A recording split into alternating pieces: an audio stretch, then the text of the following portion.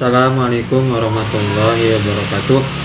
Halo bapak-bapak ibu semuanya. Kali ini kita akan melihat sebuah video yang dimana di sini ada doa bersama 1100 kiai yang mendukung pasangan capres 01 yaitu Bapak Anies Baswedan dan Muhaimin Iskandar.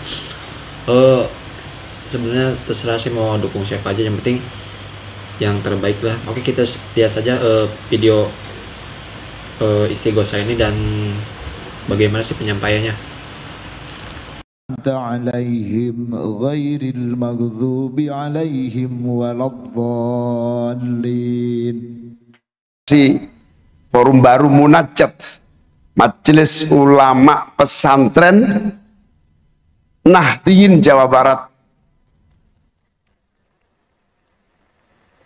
yang tentu adalah kekuatan yang akan menjadi penyangga dan penerus serta pelestari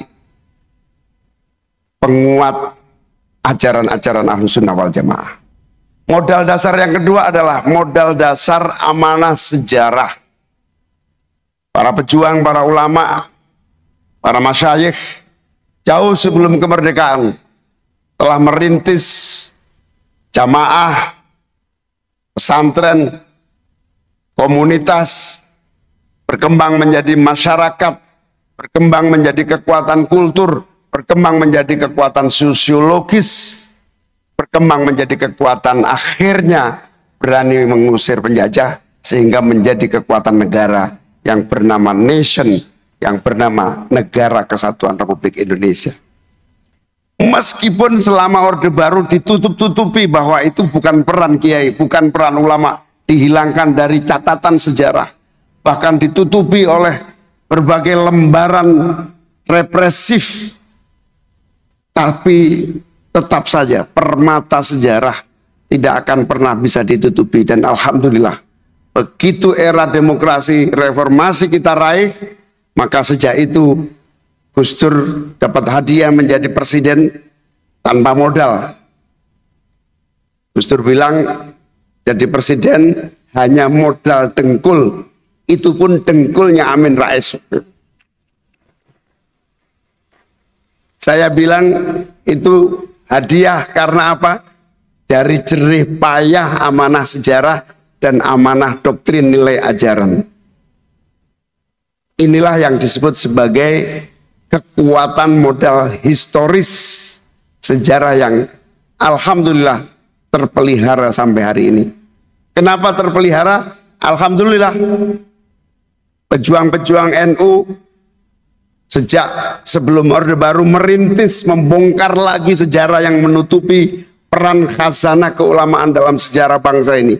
Kita kaji, kita telusuri yang namanya arsip nasional untuk mencari data fakta bahwa pada dasarnya tidak akan pernah ada kemerdekaan tanpa perintah dan fatwa para ulama, para kiai. Tidak akan pernah Bung Karno mampu mengusir penjajah tanpa adanya ghirrah juang yang namanya perintah agama, fatwa kiai dan ulama. Di Jawa Barat begitu besar sejarah yang telah ditulis, dan Kiai Hasyim Asy'ari menyusun tonggak sejarah itu dengan resolusi jihad yang akhirnya baru kita raih pengakuannya ketika kita memenangkan Pilpres mengusung Pak Jokowi dengan Pak Yusuf Kalla, sehingga pengakuan Hari Santri Nasional sebagai pengakuan sejarah keulamaan dalam berperan menentukan nasib kemerdekaan bangsa kita. Ini amanah sejarah. Dan yang ketiga, amanah yang ada di pundak kita semua adalah amanat umat, masyarakat yang menjadi bagian dari warga bangsa, yang selama ini ibaratnya umat ini telah berbakti dengan sungguh-sungguh dan tulus untuk kehidupan kebangsaan kita. Bahkan tanpa diminta, kiai-kiai kita everyday tiap hari berdoa agar bangsa kita tetap aman, damai, tentram, dan penuh kesejahteraan. tanpa diminta.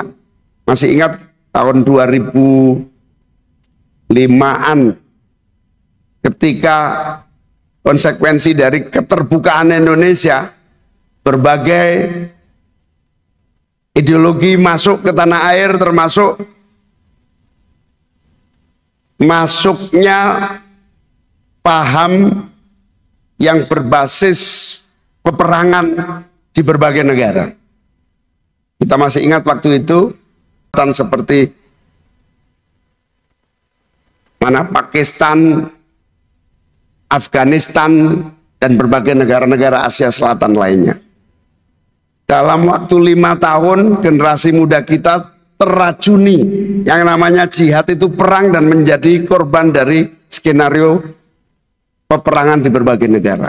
Yang sampai hari ini banyak sekali warga kita terlantar di antara Yordan dan Syria tanpa paspor, tanpa identitas kewarganegaraan, dalam posisi kebingungan, tidak ada satupun yang bisa menangani korban ISIS di perbatasan Yordan dan Syria. Tapi alhamdulillah, tanpa diminta pemerintah, tanpa di guidance pemerintah, tanpa dibiayai pemerintah, peristiwa-peristiwa itu bisa diatur. Ajaran-ajaran Ahlussunnah wal Jamaah sejak tidak sampai 5 tahun, 3 tahun, akhirnya ideologi yang berbasis ISIS itu hampir tidak laku dan tidak pernah tumbuh lagi di tanah air kita. Apakah kekuatan umat seperti ini karena kerja keras pemerintah? Tidak. Itu karena kekuatan yang tumbuh dan memang terjaga oleh kearifan dan kemampuan para kiai, para ulama kita. Di mana-mana kalau acara hall itu pasti menjelaskan kepada masyarakat pentingnya NKRI. Dan negara mestinya mencatat itu sebagai bagian yang tidak terpisahkan dari seluruh perjuangan pembangunan nasional kita. Malah ada yang ngomong keumatan kita, pengajian menjadi bagian dari penyebab stunting. Fakta, ini fakta bahwa ketidaktahuan tentang keumatan yang memiliki kontribusi besar dalam kehidupan kebangsaan kita menjadikan kita salah kelola dalam kehidupan kebangsaan dan kenegaraan kita. Sehingga wajar kepemimpinan itu seringkali melenceng dari etika dasar konstitusi dan basis nilai-nilai yang ada yang menjadi warisan kehidupan keumatan dan kebangsaan kita. Wajar. Oleh karena itu saya sangat teringat pesan-pesan para kiai menyangkut keumatan ini. Salah satunya Ki Hashim Muzadi. Tadi di video muncul dikit. Umat ini tidak boleh hanya menjadi pendorong mobil mogok. Ketika mobilnya sudah bisa jalan, kita ditinggalkan dan disikapi dengan selamat tinggal saudara-saudara. Kamu tidak punya hak untuk menentukan masa depan yang akan datang. Dan itu nyaris kemarin terjadi. Kalau teman-teman DPP nggak lincah, itu nyaris terjadi. Tidak ada satupun calon presiden atau calon wakil presiden dari keluarga besar Ahlussunnah dan Nahdlatul Ulama. Bahkan tim suksesnya Pak Mahfud itu aja bilang ke saya, kalau sampean nggak maju belum tentu Pak Mahfud itu laku di proses di sana. Itu disampaikan ke saya. Karena ini udah mau menjelang coblosan, ya udah saya ceritakan aja. Nah, dari situ kita menyakiti dan dari situ kita menyaksikan bahwa perjuangan untuk menentukan arah kehidupan bangsa tidak mungkin diberikan oleh orang lain kecuali kita bisa merebut sendiri dan menentukan masa depan kita sendiri. Insya Allah dengan modal ajaran dan nilai serta doktrin yang tumbuh dan berkembang dari zaman ke zaman, dengan modal warisan sejarah yang kaya raya, dengan modal keumatan yang kuat dan kokoh, insya Allah kita sudah cukup bisa mengelola negara ini menjadi adil, makmur, dan sejahtera. Amin.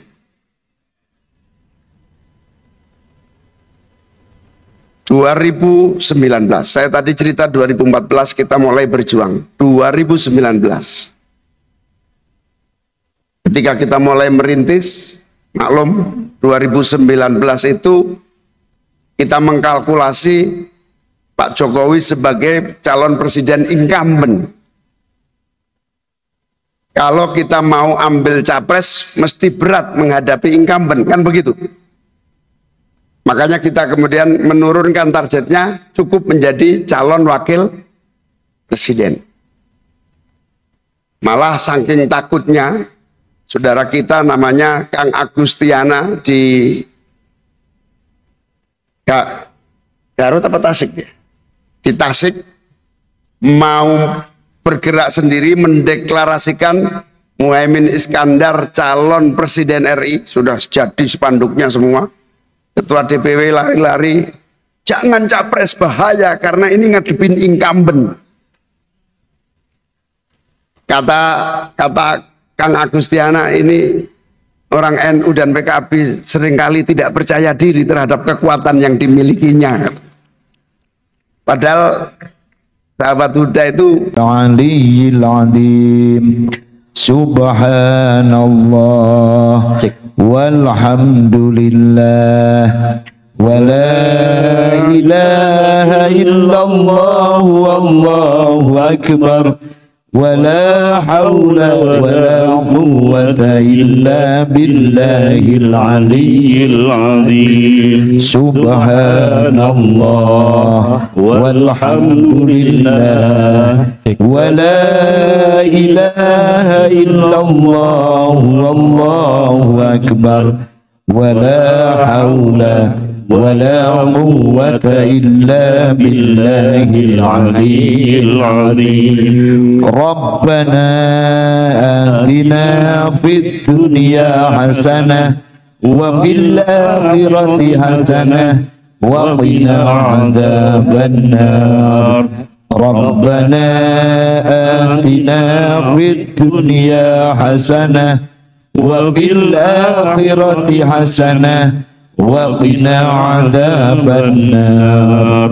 Rabbana atina fid dunya hasanah wa fil akhirati hasanah wa qina adzaban nar. Subhana rabbika rabbil izzati amma yasifun wa salamun alal mursalin walhamdulillahi rabbil alamin. jaga suara amin. Dan mohon kepada yang hadir ini menjadi kekuatan utama. Masyarakat pada dasarnya sudah ketemu saya, rata-rata siap, tapi butuh pengorganisasian, butuh pengelolaan di tiap lingkungan TPS, supaya apa? Supaya bergilir, setelah nyoblos istirahat, menjaga lagi bergilir terus sampai tuntas kita awasi. Insya Allah securang apapun kalau kita awasi akan kita selamatkan suara amin di TPS kita. Jadi jaga TPS, jaga amin. Paham ya? Jaga TPS, jaga amin. Dari situ insya Allah suara amin akan menentukan kemenangan perubahan. Insya Allah 14 Februari malam sudah bisa kita lihat hasilnya. Amin akan menjadi pemenang Pilpres 2024. Dan menangkan amin sekaligus menangkan PKB. Karena apa? Kalau kita memimpin, parlemen kita harus kuat. Jangan kayak Gus Dur dulu, jadi presiden PKB-nya cuma 50-an, 51, ya sudah, cuman usia kepemimpinannya 21 bulan. Menangkan amin, menangkan PKB. Insya Allah kepemimpinan nasional ada di amin, tetapi juga legislatif ada di tangan para santri yang duduk di anggota DPR. Mohon doanya, mohon restunya, mohon dukungannya, mohon kerjanya. 5 hari ini saja, habis itu sudah urusan saya 5 tahun ke depannya. Panjenengan sedoyo kontribusi 5 hari kali 24 jam total football. Setelah dilantik, semua urusan saya beresi 5 tahun bersama Anies Baswedan. Amin. Insya Allah kita bisa mewujudkan cita-cita izul Islam wal muslimin, baldatun thayyibatun wa rabbun ghafur, sebuah negeri yang penuh kesungguhan menata bangsanya, penuh keseriusan, tidak hanya mengedepankan gimmick-gimmick. Soalan serius bangsa diatasi dengan gimmick-gimmick. Tidak zamannya lagi gimmick itu menjadi solusi. Tidak zamannya lagi mengatasi ketimpangan dengan simbol-simbol penyelesaian ketimpangan. No way. Itu tidak boleh kita teruskan. Yang kita lakukan adalah perubahan untuk mengatasi sesungguh-sungguh masalah kehidupan bangsa kita. Terima kasih atas seluruh kesungguhan yang selama ini telah diberikan. Terima kasih atas seluruh dukungan, apa istilahnya tadi, dari maklumat dari pesantren-pesantren untuk para alumninya. Alhamdulillah hari ini saya juga sangat berbahagia. Pondok pesantren Tebu Ireng tadi pagi dibajak. Dibajak tiba-tiba ada beberapa keluarga mengatasnamakan pondok pesantren Tebu Ireng mendukung pasangan tertentu. Kaget kita semua, keluarga Tebu Ireng pada kontak semua. Siapa ini mengatasnamakan PP Tebu Ireng? Alhamdulillah sore langsung diralat oleh ketua pengasuhnya sendiri. Karena saya sowan terakhir ke Tebu Ireng, nyata-nyata secara pribadi kami amin, tapi secara institusi kami harus menunjukkan mengayomi semua kekuatan. NU PBNU harusnya juga begitu. Tapi tidak usah khawatir, saya ikut Gusmus. NU harus berjuang untuk bangsa, bukan untuk tim sukses. Malah Gusmus ngancem waktu itu kan, kalau ngomong tim sukses saya walk out dari forum ini, kata Gusmus gitu. Nah itu artinya apa? Tidak legitimate. Tidak legitimate. Insya Allah warga Nahdliyin kompak, ulama-ulama kompak. Kalau ada 1-2 yang melenceng, itu ya kita biarkan aja. Nanti antrinya di sana duluan kita masuk surganya, kira-kira gitu. Allahumma. Nah karena itu akhirnya saya baca sore tadi diralat oleh Gus Kikin sendiri, ketua pengasuh, bahwa pondok pesantren Tebu Ireng tidak benar mendukung 02. Yang benar adalah Tebu Ireng memberi kekuatan kepada moral. Itu dia tadi penyampaian dari Bapak Cawapres Bapak Muhaimin Iskandar, yang mana beliau juga menyampaikan tetap jaga TPS apa jangan ada kecurangan gitu ya. Dan di sini pun para kiai-kiai berkumpul, berdoa bersama, bermunajat untuk berdoa supaya apa yang dimaksud atau yang diinginkan dari Capres 01 itu menang gitu ya. Oke, intinya kita sebagai warga mah nilai aja ya bapak-bapak ibu-ibu. Yang penting yang terbaik untuk negara kita ini, yaitu yang sayang pada rakyatnya, yang nggak cuman janji-janji doang kayak muda-muda gitu ya. Yang penting mah yang rakyatnya sejahtera lah, membuat rakyatnya sejahtera. Kita doakan semoga pemimpin-pemimpin kita nanti dipanjangkan umurnya, dimudahkan segala urusannya, terutama kita menyelamatkan juga, semoga sehat selalu. Al-Fatihah. Bismillahirrahmanirrahim. Alhamdulillahirabbil alamin, maliki yaumiddin. Iyyaka na'budu wa iyyaka nasta'in, ihdinas siratal mustaqim, siratal ladzina an'amta 'alaihim ghairil maghdubi 'alaihim. Terima kasih. Assalamualaikum warahmatullahi wabarakatuh.